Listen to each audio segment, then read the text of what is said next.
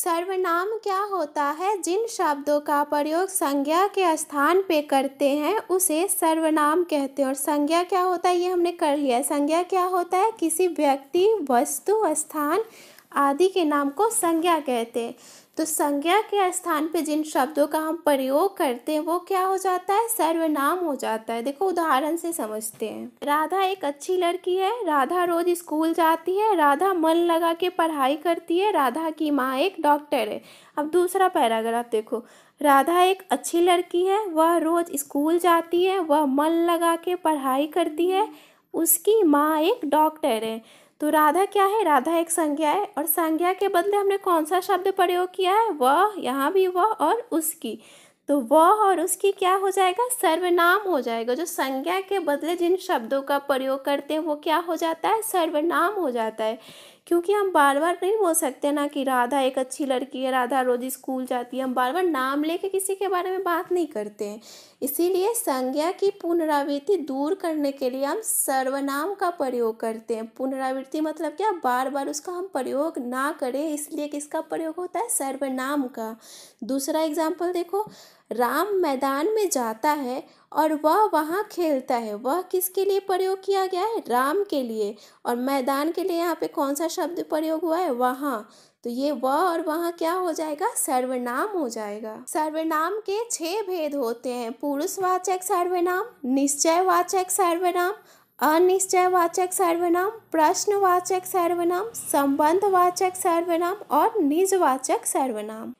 पहला होता है पुरुषवाचक सर्वनाम। जिन सर्वनाम शब्दों का प्रयोग बोलने वाले, जैसे कि मैं बोल रही हूँ, सुनने वाले, आप सुन रहे हो, अथवा अन्य किसी व्यक्ति के स्थान पे किया जाता है, उन्हें पुरुषवाचक सर्वनाम कहते हैं।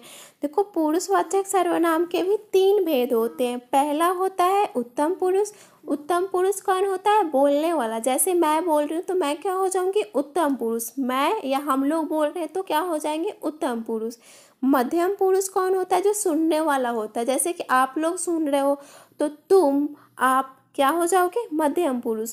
और अन्य पुरुष क्या होता है? जो किसी तीसरे इंसान के बारे में बात हो रही होती है। मतलब क्या? वह, वे। जैसे देखो वह घर जा रही है तो वह क्या हो गया? तीसरे इंसान के बारे में बात हो रही है तो वह क्या हो जाएगा? अन्य पुरुष। उसने मुझको बताया था कि तुम आने वाले हो। उसने क्या? तीसरे इंसान के बारे में बात हो रही है तो उसने क्या हो जाएगा? अन्य पुरुष। मुझको क्या हो जाएगा? बोलने वाले के बारे में बात हो रही है। मुझको बताया था तो बोलने वाले के बारे में बात हो रही है तो मुझको क्या हो जाएगा? उत्तम पुरुष। तुम क्या हो जाएगा? सुनने वाले के बारे में बात हो रही है ना, तो तुम क्या हो जाएगा? मध्यम पुरुष। दूसरा होता है निश्चयवाचक सर्वनाम। जिन सर्वनाम शब्दों से किसी निश्चित व्यक्ति, वस्तु या स्थान का बोध हो उसे निश्चयवाचक सर्वनाम कहते हैं।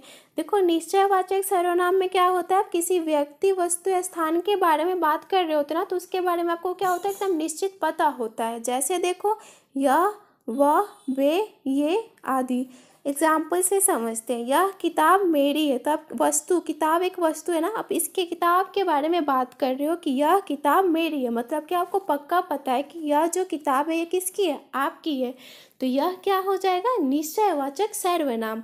वह मेरी बहन है तो आप एकदम, आपको पक्का पता है कि वह जो है वो क्या है? आपकी बहन है। तो वह क्या हो जाएगा? निश्चयवाचक सर्वनाम।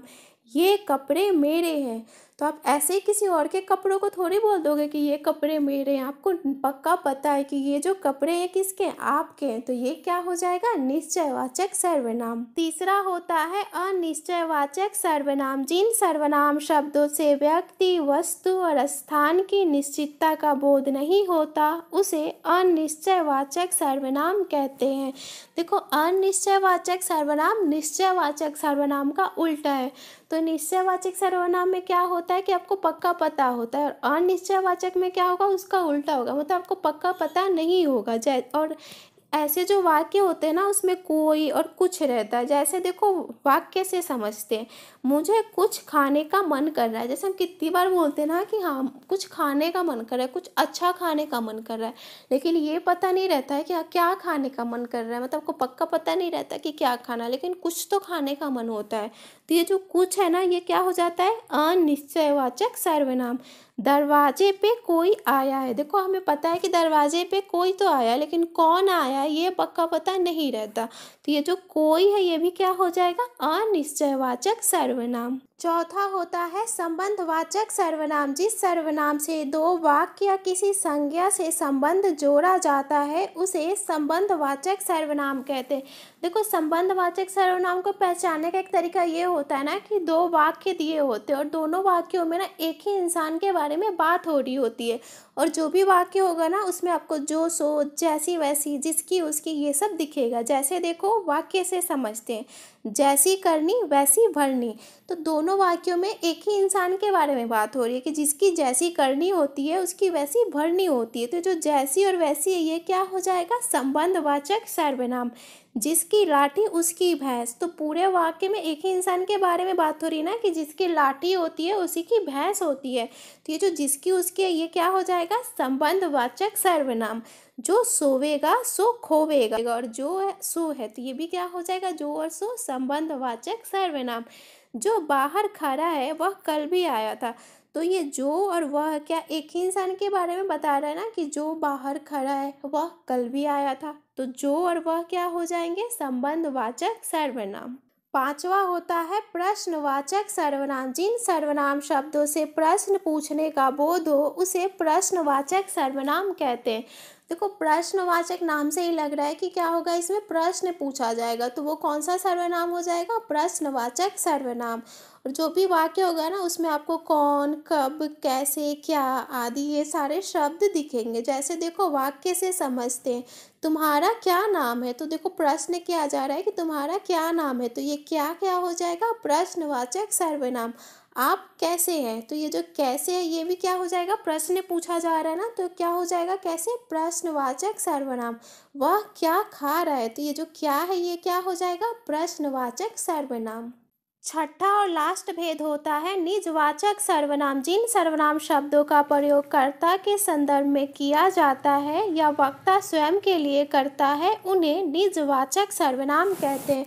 देखो निजवाचक किस चीज़ से बना है, निज से बना है। निज का मतलब क्या होता है, अपना, स्वयं, खुद का। निजी जो होता है मतलब जो भी वाक्य होगा ना जिसमें कर्ता बोलेगा कि ये मेरा अपना है, निजी है, खुद का है, तो वो सर्वनाम क्या हो जाएगा, निजवाचक सर्वनाम हो जाएगा। जैसे देखो अपने आप, अपना, अपनी, स्वयं, खुद, निजी आदि। देखो वाक्य से समझते हैं, आप सभी हमारे अपने हैं, तो अपने क्या हो जाएगा, निजवाचक सर्वनाम।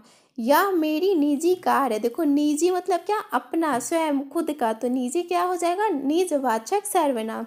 मैं यह काम स्वयं कर लूँगा, तो स्वयं आ गया, तो ये भी हो जाएगा निजवाचक सर्वनाम। मैं अपने आप चला जाऊँगा, देखो अपने आप है मतलब क्या, मैं स्वयं चला जाऊँगा या मैं खुद से चला जाऊँगा, तो ये अपने आप क्या हो जाएगा, निजवाचक सर्वनाम। तुम्हें अपना काम खुद ही करना चाहिए, तो ये जो खुद है ये भी क्या हो जाएगा, निजवाचक सर्वनाम।